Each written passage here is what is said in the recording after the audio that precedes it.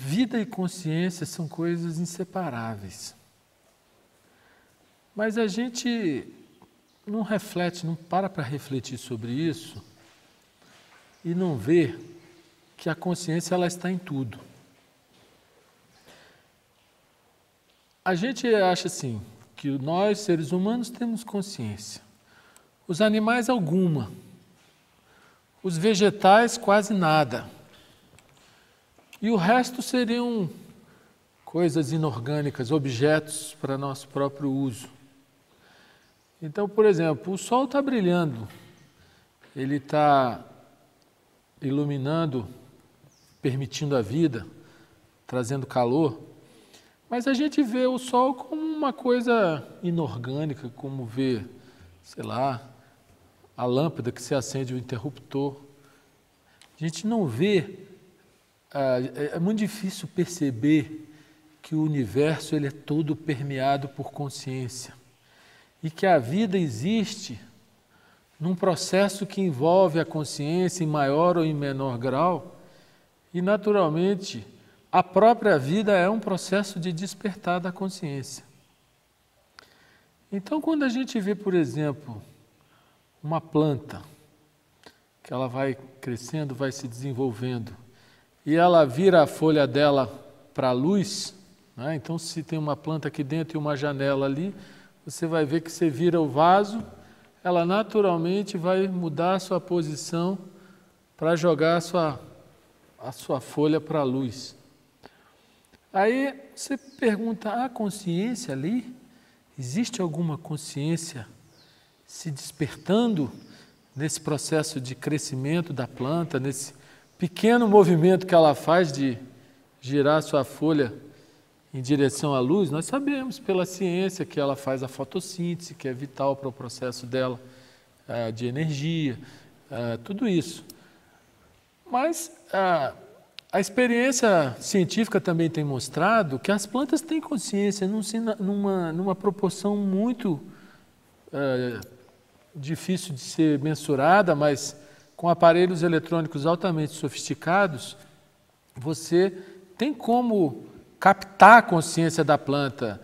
Tipo, uma pessoa que foi lá, que cortou ela, fez mal e tal. Quando aquela pessoa entra no ambiente, ela emite sinais nos aparelhos eletrônicos, diferentemente de outra pessoa que sempre ia lá e regava aquela planta e falava com ela com carinho, passava uma energia para ela. A gente não percebe que existe a consciência nas plantas, mas ela está aí o tempo todo, né? O planeta ele é todo coberto pelas plantas e graças a Deus ele é coberto, né? Quando a gente vê uma área assim degradada, uma área sem o verde, né? A gente vê que é uma área sem vida, uma área feia, é uma área pobre, mas dando as mínimas condições, aquela área já se esverdeia, já enche de beleza, já enche de vida. E vida é consciência. Quando a gente passa a olhar o animal, por exemplo, a gente é obrigado a reconhecer que ele tem muito mais consciência do que a planta. A gente vê que a consciência nele já está bem mais desperta do que no vegetal. O animal ele já se movimenta, enquanto a planta em geral ela é fixa num lugar, né? O animal já manifesta algumas emoções, ele abana o rabo quando chega a pessoa, o cachorro, né? Quando chega a pessoa querida, ou ele mostra agressividade quando chega a pessoa estranha. Você vê o animal chorando muitas vezes, né? Manifestações de alegria e de tristeza são comuns. Então a gama de expressão da consciência, o campo de experiência que o animal tem para o desenvolvimento da sua consciência é infinitamente maior do que o da planta. Mas ainda assim, ele vai ter limitações, né? Por exemplo, recentemente morreu uma égua muito querida lá no meu sítio e a gente estava tentando discutir, né, por que ela morreu. Acho que ela teve uma queda, alguma coisa. Mas se fosse um ser humano, podia dizer, estou com dor aqui, vou no médico, aí faria lá um exame, né?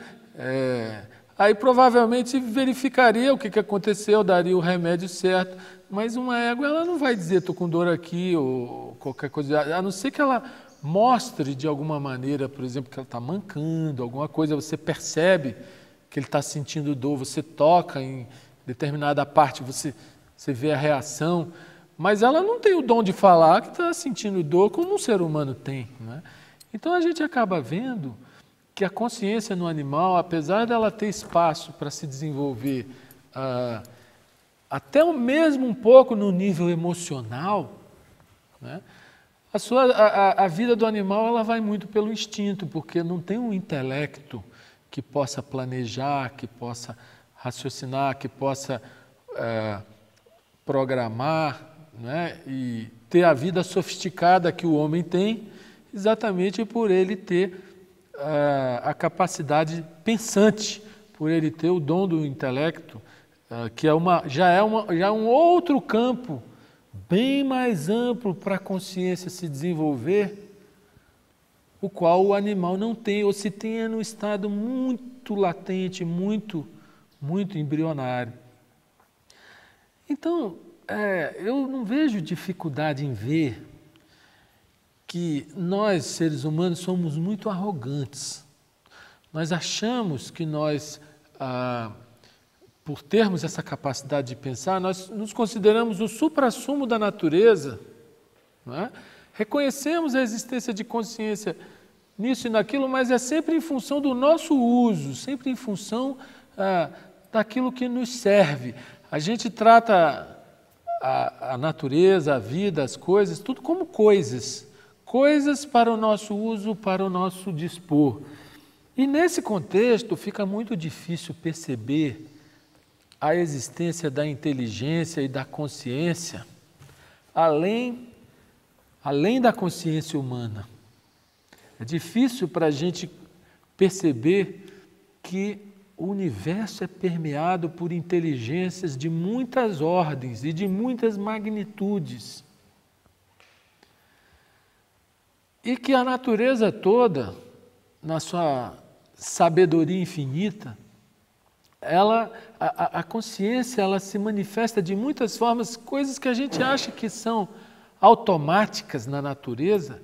Por exemplo, o gerar de uma pessoa ou de um ser, né, que começa lá de um zigoto com óvulo, né, um espermatozoide com óvulo forma um zigoto, que é uma célula que vai se multiplicando aos milhões e aos bilhões, né?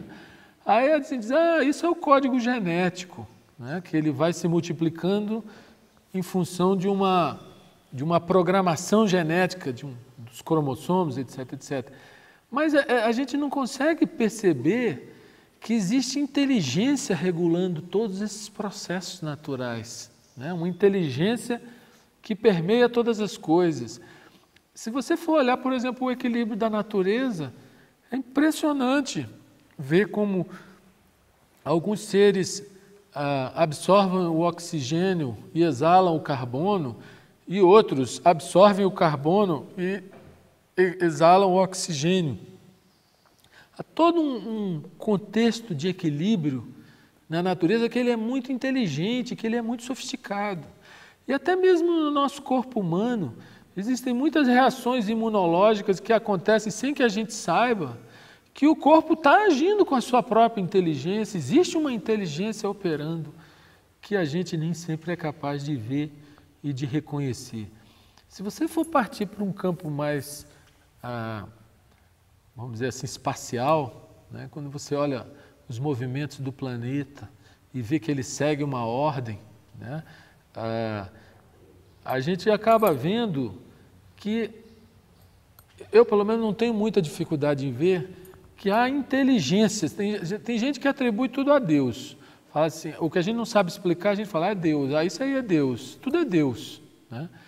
Mas eu vejo o universo como um conjunto de inteligências de muitas ordens, regulando o funcionamento do próprio universo. E simplificar e dizer que isso é Deus, tudo bem, é uma maneira de falar, porque talvez num sentido mais profundo, Deus seja a unidade de todas as coisas. Na verdade, todas essas inteligências, desde as mínimas, a inteligência de um ser microscópio, até a inteligência de um sistema solar, que eu afirmaria se tratar de um ser vivo, como a consciência planetária também, né? A gente percebe que tudo tem uma mesma origem, tudo tem uma mesma fonte. Aí a gente talvez possa usar a palavra Deus, mas eu não queria me prender a isso, porque senão a gente entra em coisas assim que tem a ver com as nossas próprias crenças e a nossa investigação muitas vezes para. E o que eu queria hoje era tentar explorar ao máximo possível o assunto do despertar da consciência em nós, no ser humano. O que significa o despertar da consciência nas nossas próprias vidas, né? Na verdade, toda essa introdução foi para tentar mostrar que vida e consciência são coisas inseparáveis e que nós que nos achamos os superpoderosos na natureza, que porque temos tecnologia, achamos que podemos modificar o meio e dominar muitas coisas, de fato a gente até domina muitas coisas práticas, né? A gente constrói navios gigantescos, aviões maravilhosos, foguetes que vão a Marte, mas tem muitas coisas que nós não dominamos, como por exemplo a morte.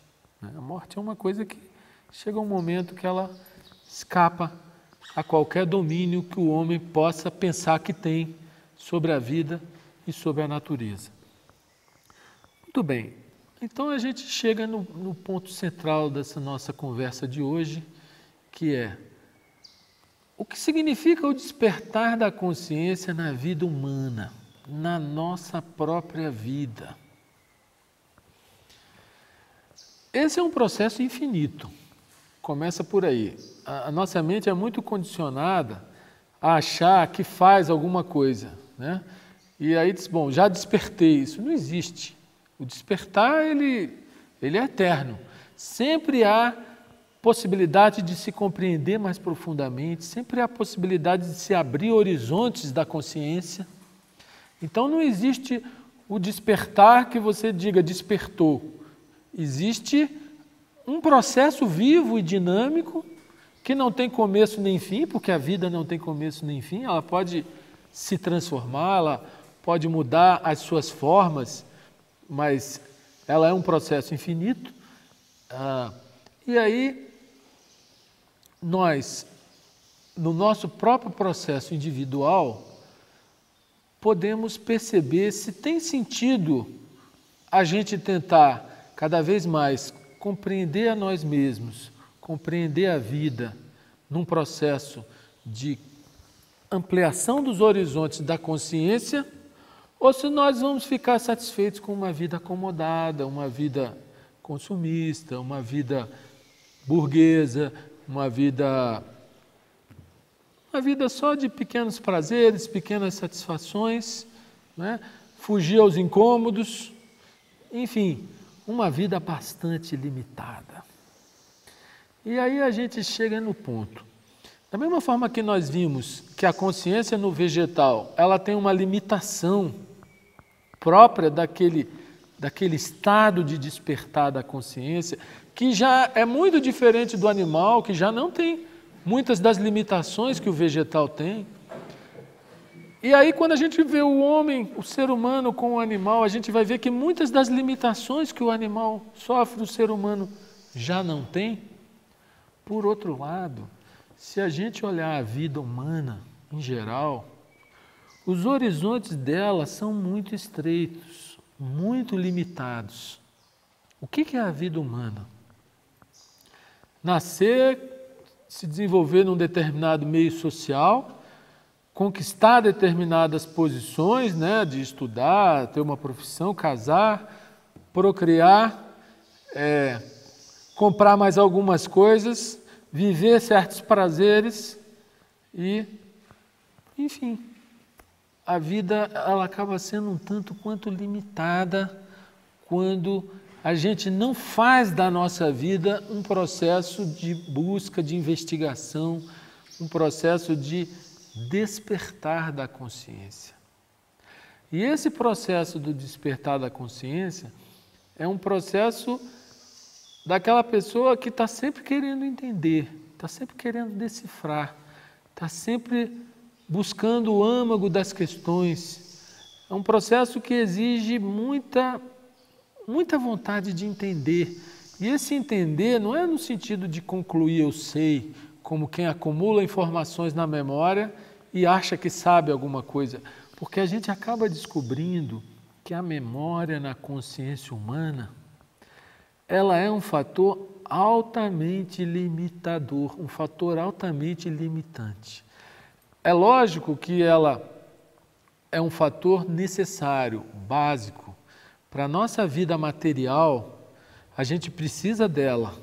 A gente precisa da memória para saber onde a gente mora, a gente tem que ter um nome para a gente poder chamar as pessoas e ser chamado. A gente precisa dela para falar, se nós estamos falando aqui, é porque existe memória que permite a gente usar essa linguagem e não outra de um outro povo que vai ter outro registro na memória, não é assim? Então, a memória ela tem uma função fundamental na existência civilizada, na vida humana. Sem a memória, o ser humano não teria como viver civilizadamente. E a memória é um fator diferenciador muito grande que o homem tem em relação aos animais, que têm uma memória muito curta. Às vezes a memória dos animais fica relacionada a cheiros, a certos ambientes, né? A memória humana é um computador bem mais, é um HD de computador bem mais sofisticado do que a memória dos animais. Mas, por outro lado, é exatamente a memória que faz com que o ser humano esteja sempre vivendo uma vida de segunda mão, uma vida sempre na busca dos mesmos prazeres, das mesmas satisfações, de evitar os mesmos incômodos, de pensar da mesma maneira.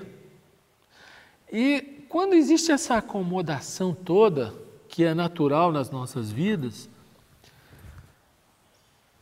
o processo do despertar da consciência ele fica muito mais lento, ele fica muito mais... né? Quando existe uma mente investigativa, uma mente inquiridora, uma mente que está sempre querendo conhecer a si mesma e conhecer a vida, compreender a vida, essa mente investigativa, inquiridora, ela é o motor de um aceleramento, vamos dizer assim, do processo de despertar da consciência. Reparem, a vida em si é um processo de despertar da consciência, penso eu. Toda forma de vida, ela está relacionada com o despertar da consciência. Só que é um processo natural muito lento, é um processo assim, leva eras, né? E nós, de uma certa forma, andamos também nesse sistema lento, nesse passo lento da vida. Aí você vai dizer, não, por que você quer andar mais rápido? Eu falei, não é questão de querer andar mais rápido, não é questão de querer ser melhor do que os outros, é questão de não se contentar em, vamos dizer assim, em não compreender os mistérios da existência. E esses mistérios são muitos. A vida em si, o processo da vida, seja no nível microscópico, seja no nível macroscópico, a vida é um processo que envolve um mistério muito profundo. E só a mente que está interessada em desvendando esse mistério, mesmo que seja um pouquinho, mesmo que seja uma pontinha só dele, né?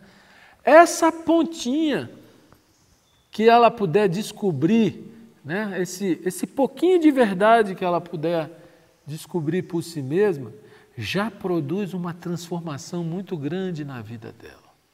Por exemplo, ela começa a descobrir que o universo está em harmonia, que a natureza está em harmonia. E que que o ser humano está em desarmonia. E aí ele já vê como um grande desafio a possibilidade dele, ser humano, descobrir a harmonia. E aí a gente vê que para viver em harmonia é necessário inteligência, é necessário autoconhecimento. É necessário, eu não digo um controle ou um domínio das emoções no sentido de que haja na nossa cabeça um ente poderoso que controla tudo, mas há uma percepção dos processos da vida, vamos dizer assim, que permite à pessoa agir com inteligência nas relações, com desprendimento nas relações e permitir que essas relações aconteçam em harmonia. Isso é um grande desafio para todos nós. E talvez o maior dos desafios, aprender a viver em harmonia com a natureza, em harmonia com as pessoas, com o marido, com mulher, com o vizinho, com o colega de trabalho. Um grande desafio. Talvez só esse ponto, se a gente der de fato atenção a ele, se a gente de fato se interessar para que a nossa vida seja um centro de harmonia, a nossa consciência vai alargar assim infinitamente, porque a gente não percebe que a gente vive em desarmonia e vive em conflito com os outros, porque existe o nosso eu, querendo um monte de coisas. Quero isso, quero aquilo, não gosto disso, não gosto daquilo, fulano me desagrada, beltrano me incomoda, e aí a gente vive uma vida toda atritosa, toda complicada, toda cheia de problemas, neuroses, etc., etc., porque existe no nosso pensamento uma consciência aprisionada no eu, que é um feixe de imagens mentais sobre nós mesmos, que nós fazemos, e que nós somos reféns desse feixe de imagens que nós próprios geramos. E aí a gente vai perceber que o processo do despertar da consciência no ser humano, ele é muito mais profundo e muito mais sofisticado do que a gente possa imaginar. E é impossível desenvolver esse processo sem o autoconhecimento, sem o observar a si mesmo, sem o observar as pessoas, observar a natureza humana, mas é um observar que não importa em conclusões, não é um observar que você vai rotular as pessoas ou vai rotular as coisas que você vê, é um observar isento. É como se fosse aquela... Vocês já viram como uma criança olha intensamente para alguém quando ela vê assim a pessoa pela primeira vez e a pessoa desperta uma curiosidade nela? Ela olha assim com uma intensidade tão grande, é como se aquela criança estivesse absorvendo tudo naquele olhar, ela está captando o mundo ali naquele olhar. Não é assim? E naquele olhar, ela não está julgando, ela não está dizendo feio, bonito, ela simplesmente está olhando. Né? A nossa consciência, ela pode operar assim. Ela pode operar em termos de observação isenta. Mas ela raramente opera assim, porque ela opera nos caminhos forjados pelo passado, nos caminhos que estão instalados na própria memória. Então a gente acaba vendo o mundo, vendo as pessoas, vendo as coisas, de acordo com os rótulos que nós próprios criamos previamente. Então a gente não se relaciona com as pessoas, não se relaciona com a vida de uma maneira nova. A gente se relaciona com as pessoas, com a vida, de acordo com as imagens que nós temos sobre elas ou sobre as coisas no nosso computador pessoal, que é a memória. Consequentemente, a vida para nós não é nova. A vida para nós é sempre velha. Porque a gente vai conversar com alguém, por exemplo, mas eu já tenho uma imagem, a tal pessoa é assim. Então, com tal pessoa eu tenho que agir de tal maneira, eu não posso agir de outra maneira, por exemplo. Só que aquela pessoa é um ser vivo. E um ser vivo é um universo infinito. Ela pode hoje ser isso e amanhã ela pode ser completamente diferente. E se eu estou lidando com a pessoa, com o que ela está sendo naquele momento, e não com os preconceitos que eu tenho em relação a ela, existe uma chance muito maior de eu me relacionar com ela de uma maneira nova, de uma maneira sadia, talvez de uma maneira justa, do que quando eu digo, não, aquela pessoa é assim, então com ela eu tenho que sempre agir da maneira X. E você vai ter sempre uma relação tensa com aquela pessoa, porque você vai estar querendo que ela seja diferente do que ela é e vice-versa, e você não vai se relacionar com ela de uma maneira nova. Todo o processo do despertar da consciência no ser humano envolve a percepção e a compreensão dos nossos próprios processos mentais. Envolve os emocionais também, eu não tenho dúvida. Mas, num primeiro nível, os emocionais são mais difíceis de serem percebidos. Então, por exemplo, a pessoa que volta e meia é acometida pela ira, pela raiva. Numa fase preliminar que ela não costuma se observar, ela aqui e acolá está sendo refém da raiva e vive uma vida conflituada e tal. Quando ela começa a se observar, ela começa a lidar com a raiva, percebendo o processo da raiva, que sempre tem a ver com alguma coisa que a gente não gostou, e por isso vem a raiva, porque a gente queria que alguma coisa fosse diferente, né? Quando ela aprende a lidar com as emoções, ela ganha vamos dizer assim, uma liberdade de consciência muito maior. Por quê? Porque quando a emoção nos prende, nós somos refém daquela emoção. Então, quando eu estou com raiva, eu não consigo ser dócil, porque eu estou preso pela raiva.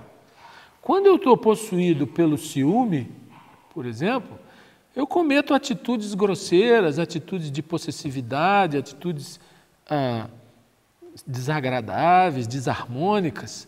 Por quê? Porque eu estou preso na emoção ciúme. Se eu, por exemplo, estou preso na emoção do orgulho, então me senti ferido por alguém, aquela pessoa, não quero falar com ela, crio uma crosta emocional e mental contra aquela pessoa. Isso envolve uma limitação, obviamente. Então, todas as vezes que nós somos reféns das nossas emoções, sejam elas quais forem, né? Seja a emoção de raiva, de medo, de inveja, de orgulho, de vaidade, arrogância, prepotência, nós somos reféns e, consequentemente, a nossa consciência está presa e, portanto, ela está limitada. E aí a emoção é que vai ditar as nossas ações, é ela que vai ditar os nossos comportamentos. Na medida que a gente se observa e faz da nossa vida um processo de observação infinita, uma observação que não tem começo nem fim, não é aquela observação para concluir algo, não. A vida é um processo do despertar da consciência. E a consciência se desperta pela observação. Então, na medida em que a gente se observa e observa a emoção, quando ela vem, não é teorizar sobre a emoção, não é dizer que não pode sentir a emoção, ou que não devia estar sentindo aquilo, ou que tal coisa é certa ou errada, porque a emoção ela não é certa nem errada, ela é um fato. Né? Quando a raiva vem, ela é um vulcão dentro de nós. Mesmo que você taxe ela de certa ou de errada, ela vai estar ali querendo governar as suas ações. Não é assim? Então, quando a gente observa a emoção sem julgamento, sem pretensão de reprimir aquela emoção, sem alimentar também, porque na verdade as emoções em geral são alimentadas pelo pensamento, né? Você simplesmente entra em contato com a emoção, você vê ela chegar, você não faz nada, você só está olhando para ela. Você não quer nem que ela aumente, nem que ela diminui, você só está ali olhando para ela. Ela perde toda a força que ela tinha para guiar o nosso comportamento. Porque quanto mais inconscientes são as emoções, maior o poder que elas têm sobre nós. Mas quando há a consciência que observa, sem julgar, sem condenar, sem interferir, sem querer eliminar, sem querer se livrar, ela simplesmente observa a raiva, o medo, o ciúme, a inveja, qualquer que seja a emoção, o poder dela diminui, ela se enfraquece e a consciência fica livre numa dimensão diferente, numa dimensão em que ela se move mais facilmente do que quando ela é refém da emoção. Então, o processo do despertar da consciência no ser humano, em nós, ele importa no aprendizado de como lidar com as nossas emoções. E se nós aprendermos, a cada vez que a emoção vem, seja ela do nível que for, do tipo que for, estarmos observando o que se passa dentro de nós, nós vamos ganhar uma liberdade de consciência muito maior, porque as emoções terão menor poder sobre os nossos próprios movimentos. Aqui eu me refiro aos movimentos da própria consciência. Mas aí, quando você começa a observar que muitas dessas emoções, elas têm origem no próprio pensamento, ou quase todas, porque existe pensamento percebido e pensamento não percebido. O pensamento percebido é o pensamento consciente, e o pensamento não percebido é o pensamento inconsciente. E, na verdade, quase todas, se não todas essas emoções, elas são geradas por pensamentos em contraste com a realidade. Não é? Então, por exemplo, a minha mulher me abandonou, aconteceu o fato, ela me deixou. Né? O meu pensamento, uma série de apegos que eu tenho em relação a ela, o meu desejo de que aquela relação continuasse, e tanta coisa que é pensamento, vai gerar o quê? Vai gerar uma emoção de abandono, de tristeza, de sentimento de inferioridade. Poxa, se aquela pessoa me abandonou é porque está faltando alguma coisa em mim. A pessoa não racionaliza isso, mas ela inconscientemente ela pensa isso. Né? Se a pessoa me abandonou, é porque algo está faltando em mim. Aí a pessoa fica querendo produzir aquilo que porventura esteja faltando para tentar atrair aquela pessoa novamente. Consequentemente, as nossas emoções que envolvem sofrimento, que envolvem dor, elas têm a ver com o nosso inconformismo com as coisas, com a realidade. Então, uma pessoa querida morreu. Eu sofro. Por que eu sofro? Porque eu queria continuar com ela, eu queria continuar privando do convívio com aquela pessoa. E o que me faz sofrer é exatamente não poder ter essa continuidade. Agora, na medida em que eu aceito naturalmente que tudo na vida, a vida é um processo de renovação e ela só se renova através do ciclo de nascimentos e mortes, e se eu aceito isso do fundo do meu coração, não é uma aceitação verbal ou intelectual, se eu de fato aceito isso, o sofrimento acaba. Ele só continua enquanto existe aquela revolta, aquele amargor, aquele sentimento de vazio, em razão daquela perda. Consequentemente, as nossas emoções, elas são ditadas por parâmetros mentais. E aí a gente acaba observando que a nossa vida mental é como se a gente estivesse participando de um filme e que ao mesmo tempo é um filme, mas ao mesmo tempo nós somos um personagem da história, que é a história da nossa vida. Qual é a história da nossa vida? Gostoso aí o canto dos pássaros. Qual é a história da nossa vida? Eu nasci em tal lugar, eu fui criado por tais pessoas, na cidade tal, eu tive tais experiências na adolescência, depois estudei isso, depois me casei, depois tive os filhos tais. Cada um de nós tem uma história de vida particular.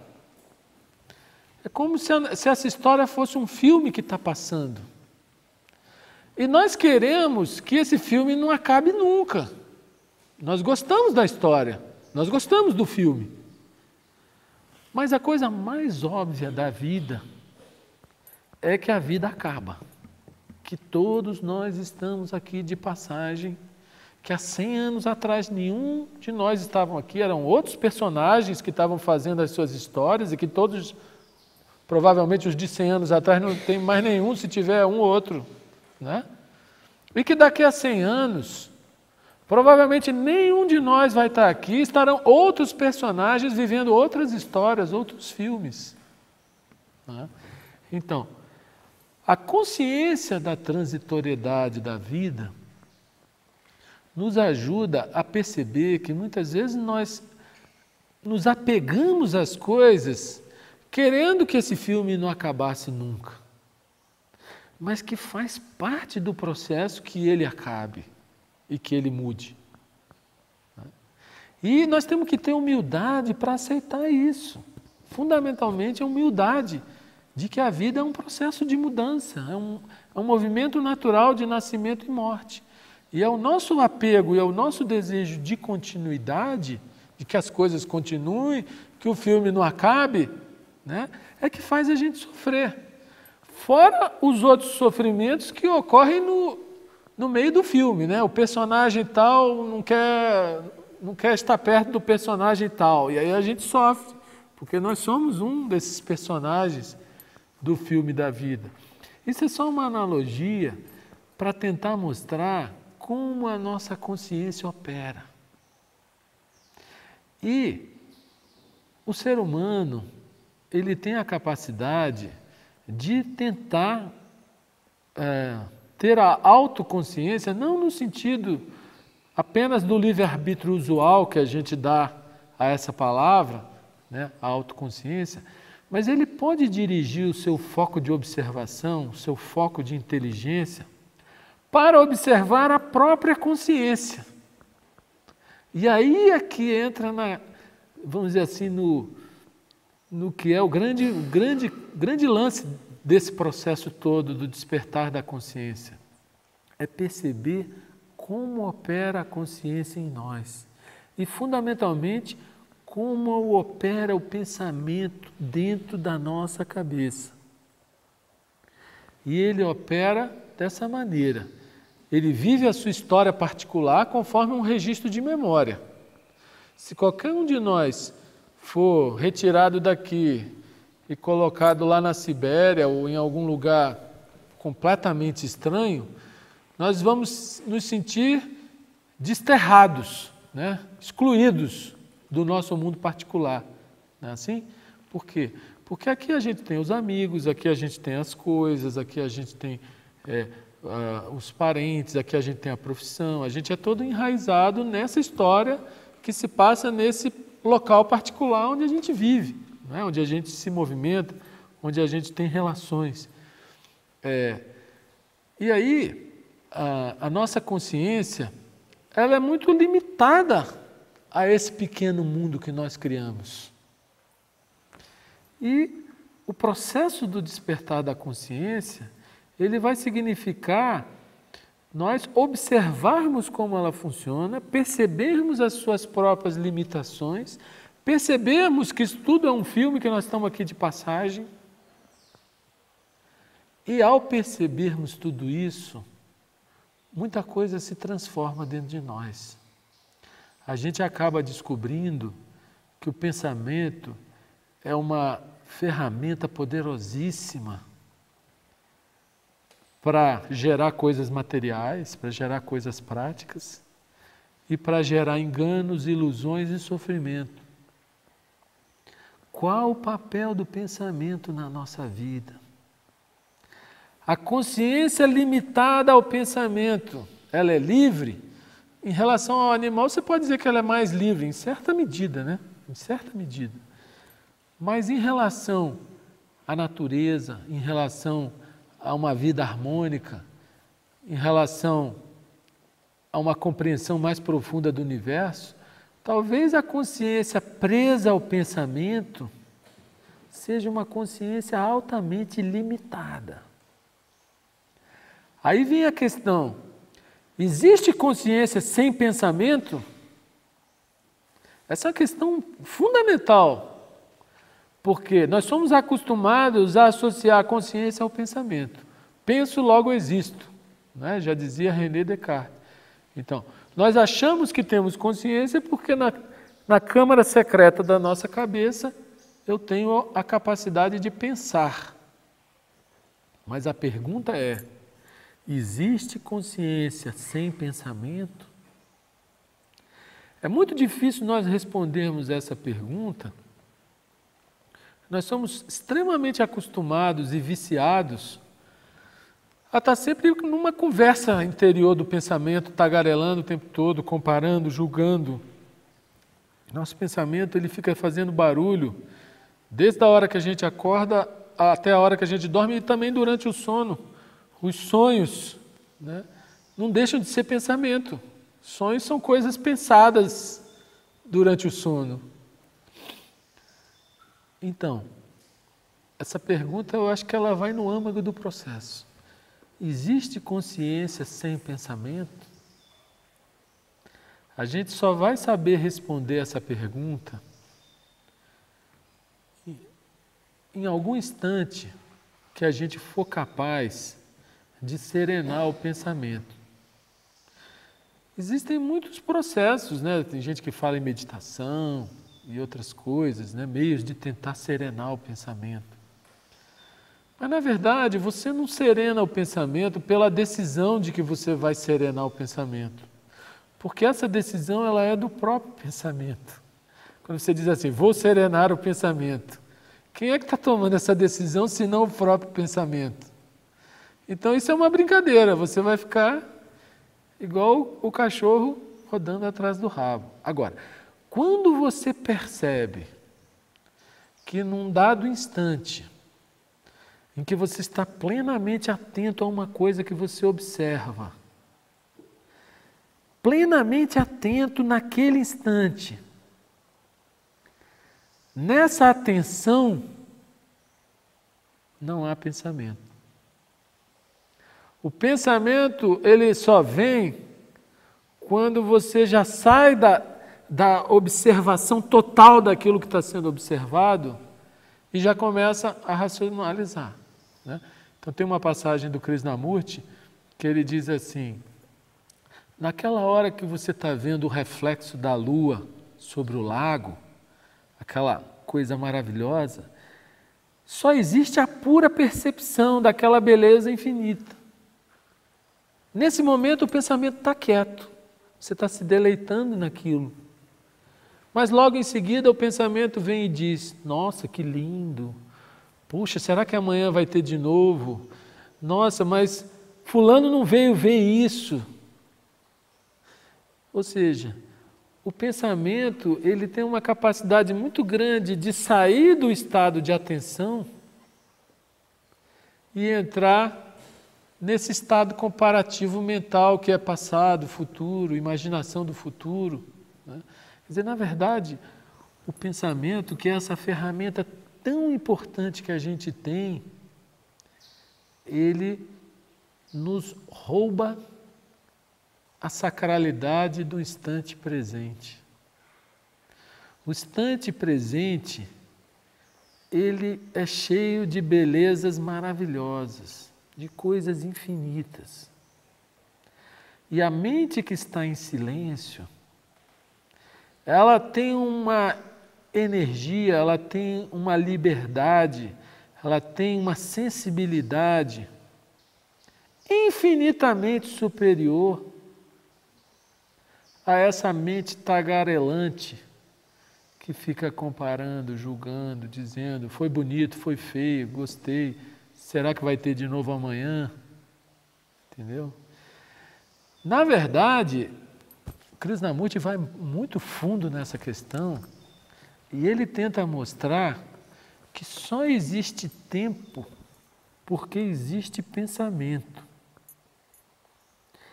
E o tempo e o pensamento são uma forma de escravidão para a consciência. Repare bem, se por um lado você usa o tempo e o pensamento para as coisas materiais e práticas, você precisa usar o computador para agendar a vida material, né? Você precisa jogar com o pensamento no tempo para fazer as coisas no plano material. Então é aquela história, você quer construir uma casa. Então primeiro você tem a ideia de que casa que você quer, aonde vai ser, aí você tem que juntar o dinheiro, você tem que comprar o terreno, tudo isso é pensamento no tempo. Você contrata o arquiteto, faz o projeto, contrata o mestre de obra, compra materiais, um dia você chega com a casa pronta. Ou seja, o pensamento e o tempo têm uma função básica para a vida material, para a vida organizacional do ponto de vista material. Ok? Agora, do ponto de vista da consciência, no seu sentido mais profundo, os seres iluminados são pessoas que têm a consciência plenamente desperta no instante presente. São pessoas que não estão preocupadas nem com amanhã, nem com ontem. Eles são a própria plenitude no presente. Por quê? Porque o pensamento deles está sereno. Com o pensamento sereno, você não está preocupado com o que você vai comer amanhã, ou você vive o agora, em toda a sua plenitude, a vida provê. Não é? É lógico que eu não estou pregando a irresponsabilidade de você não ir no supermercado comprar o alimento que você vai ter amanhã, ou talvez não ter o trabalho que vai te prover o dinheiro que vai te permitir no supermercado comprar o alimento que você vai ter amanhã. Eu não tenho dúvida que a gente tem que ser responsável na vida material. E para isso o pensamento existe, para ele funcionar corretamente. Agora, o que nós estamos colocando existe consciência sem pensamento? Existe consciência no momento em que o pensamento está em silêncio, que ele está sereno? Krishnamurti diz que quando o pensamento está em silêncio, só existe a pura percepção, que é uma percepção direta, que não julga, que não condena, que não se preocupa com o amanhã. E existe uma maneira direta de se relacionar com as coisas e com as pessoas, sem esse entulho que o nosso pensamento carrega, que são as nossas opiniões, os nossos julgamentos, os rótulos que a gente deu para as pessoas, etc, etc. Então, nós estamos entrando num terreno extremamente delicado, extremamente... Para que a pessoa possa começar a andar nesse terreno, possa começar a tentar descobrir a verdade sobre se existe essa fonte de vida que está além do pensamento, ela precisa caminhar com muito cuidado, com muita paciência, com muita clareza. Isso é tão difícil porque os nossos pensamentos logo afloram com o que a gente acha, isso é certo, isso pode, isso não pode, isso deve, isso não deve. E nós somos reféns da nossa memória. Então a busca da religiosidade, a busca do sagrado, a busca de uma dimensão da consciência, onde a vida é um fluxo de paz, é um fluxo de harmonia, é um fluxo de amor. A gente só descobre essa fonte essa dimensão da consciência, onde essas coisas afloram naturalmente, quando a gente percebe o quanto nós estamos emaranhados no contexto mental e emocional das nossas próprias vidas. Então, ao perceber esse emaranhado, nós temos a chance de estar fora dele, pela simples percepção. Você não sai do emaranhado porque quer sair ou porque você traçou alguma teoria a respeito do emaranhado. Eu estou chamando de emaranhado, é esse contexto emocional, mental, que a gente carrega para todo lado. Onde a gente está, ele está junto com a gente. Isso que a gente chama de eu. É interessante que a gente vê muitas religiões, até mesmo do Oriente, falando que tem que aniquilar o eu, para você descobrir a espiritualidade ou a verdade, tem que aniquilar o eu. O Krishnamurti fala numa passagem que eu achei muito bonita, que ele diz assim, que o eu é como um livro a ser lido. Ou seja, quando a gente se observa, quando a gente observa os próprios processos mentais e emocionais, sem a interferência, sem o julgamento, sem a condenação, sem o que tinha que ser e o que não tinha que ser, quando a gente simplesmente observa esses processos, o eu começa a se revelar. Ele começa a mostrar a nós toda a sua arrogância, toda a sua prepotência que nós temos. Ele começa a se expor e nessa exposição ele começa a se enfraquecer e se desfazer. E nós passamos a estar livres daquela arrogância e daquela prepotência que nos acompanhou a vida inteira. Então, na verdade, esse é um processo extremamente complexo, extremamente profundo, porque em cada vida, em cada existência, a gente cria um eu que vai morrer. Como é que a gente cria um eu? O meu nome associado ao meu corpo, as experiências que eu tive, a profissão, tudo isso eu vou acumulando na minha memória como o eu. Então, se alguém perguntar quem é você, você dizer, eu sou Marcos, eu sou advogado, eu sou não sei o quê. Uma série de coisas que eu fui acumulando ao longo da vida, eu criei essa imagem mental de mim mesmo, a qual eu dou nome eu. Mas isso tudo vai morrer em algum momento. Então, se eu aprender a morrer em vida para o eu, se eu aprender a deixar o eu morrer, e essa morte ocorre pela percepção dele, não é pela ideia de que ele deve morrer, porque a decisão de que o eu tem que morrer seria uma decisão mental do próprio eu. Agora, a percepção de que esse eu, ele vai se revelando, e ao se revelar, ele vai perdendo a sua força e vai dando nascimento a uma consciência que tem uma liberdade de manifestação, uma liberdade de compreensão, uma capacidade de amor completamente diferente.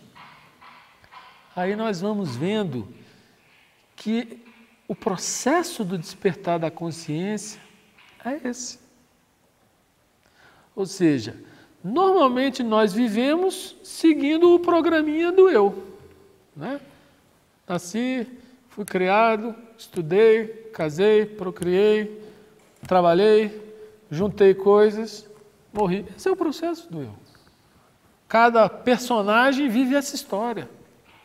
Agora, é possível usar essa nossa passagem pelo planeta de uma maneira diferente?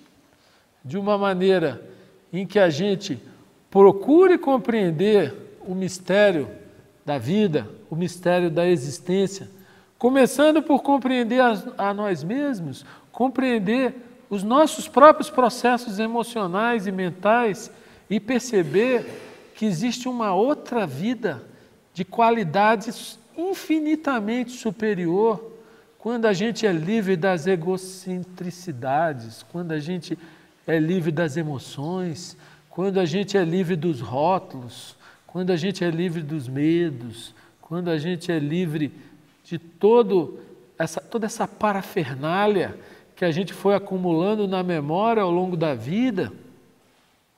Então, a pessoa que de fato está aprendendo sobre o eu, que é esse feixe de memórias, e que está lendo esse livro, esse próprio processo é um processo de despertar da consciência. Porque enquanto a consciência só vive a vida do eu, ela vive a vida do rebanho, né? Que é o que a humanidade faz. É igual um rebanho que vai sempre pelos mesmos caminhos com pouca variação, que também é um despertar da consciência, é um processo de despertar da consciência. A própria vida, ela é um processo de despertar da consciência, só que é sofrendo, né? Só que é lento e tal. Se a gente vê que o autoconhecimento é a base de tudo que você pretenda fazer no plano do que se possa chamar espiritualidade, e que autoconhecimento não é mais informações na memória, e sim exatamente esse processo de revelação do eu, esse processo de trazer à tona toda essa carga emocional e mental que está enraizada na nossa memória, e aprender que é possível descobrir a vida no aqui e no agora, porque o aqui e o agora, a gente só está acordado no aqui e no agora quando a memória está quieta, ou seja, o pensamento está quieto. No momento em que eu começo a pensar, qualquer pensamento, ele já é uma viagem pelo tempo. Ou ele é uma lembrança do passado na memória, ou uma projeção do futuro, que é uma imaginação. Não é assim? Então, o nosso pensamento, ele existe porque existe a memória. A memória, se ela é necessária para uma vida prática civilizada, ela é altamente limitante no que diz respeito à compreensão da vida e à compreensão de nós mesmos. Então, percebermos que o pensamento é um instrumento que deve funcionar nas horas que deve funcionar e que deve silenciar para que nós possamos ver a vida sempre como nova, em suas infinitas formas de beleza, porque ela está revelando essas formas a todo instante, né? E que nós só teremos olhos para ver essas infinitas formas de beleza se o pensamento estiver quieto, ou seja, se a memória estiver onde deve estar. Nós podemos descobrir uma vida completamente diferente, uma vida que tem uma qualidade infinitamente superior a essa vida que a gente vive. Mas isso demanda trabalho, trabalho permanente, trabalho de observação de como opera a nossa própria consciência. E é um trabalho que não tem começo nem fim, porque ele é a própria vida. Apenas ao fazer isso, nós estamos talvez agilizando o processo da vida, que é o despertar da consciência.